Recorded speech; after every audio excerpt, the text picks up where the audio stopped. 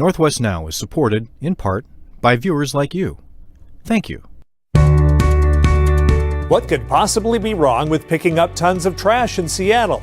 Well, when it comes to the We Heart Seattle group, it's plenty controversial because they're actually accomplishing something. And some claim they're stepping on the toes of what some call the homeless industrial complex.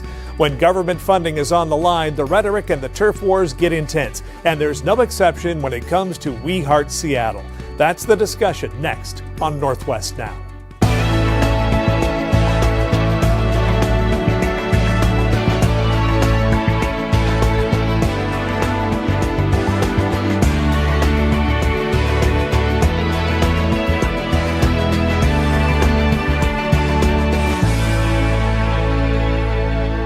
We Heart Seattle claims it has cleaned up 31 parks, 20 landmarks, and collected a combined 1.1 million pounds of trash in all of Seattle's zip codes.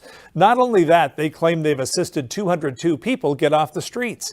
Documentation that really can't be any more easily evaluated when considering government and subcontractor efforts. So what's not to, heart?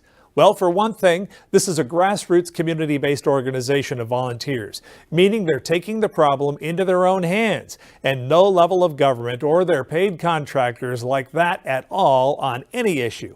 We Heart Seattle also tends to document the authorized service provider's failures, finding a dead body, for instance, under the Aurora Bridge in January, picking up more than 25,000 hypodermic needles, and proving to lawmakers that there is a substantial group of people in Seattle who don't think leaving drug addicts abandoned on the city's mean streets qualifies as either kindness or compassion.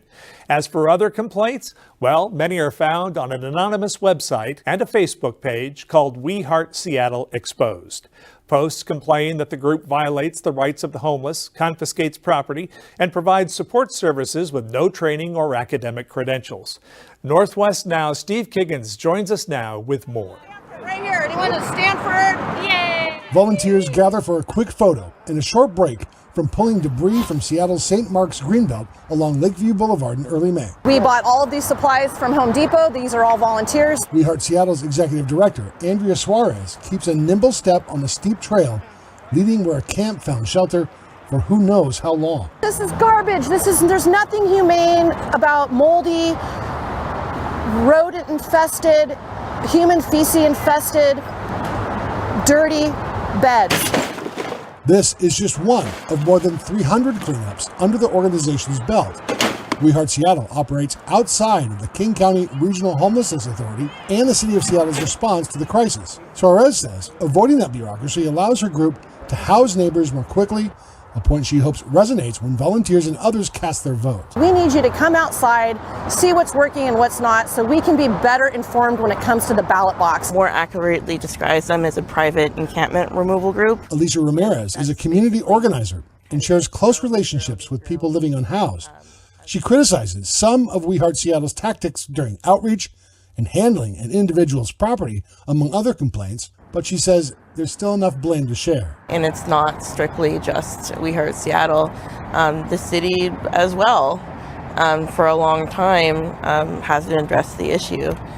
And part of that just seems a lack of political will. The number of those living on the street and public dollars spent to help have both grown over the years. Suarez champions We Heart Seattle's progress, saying it spent barely $600,000 in 2023. Seattle Mayor Bruce Harrell's One Seattle Homelessness Action Plan budgets more than $160 million for 2024 alone. Nothing seems to make a significant dent. Well, I'll tell you what's making a significant dent is private funded organizations like We Heart Seattle that are taking action to clean our city, help the homeless.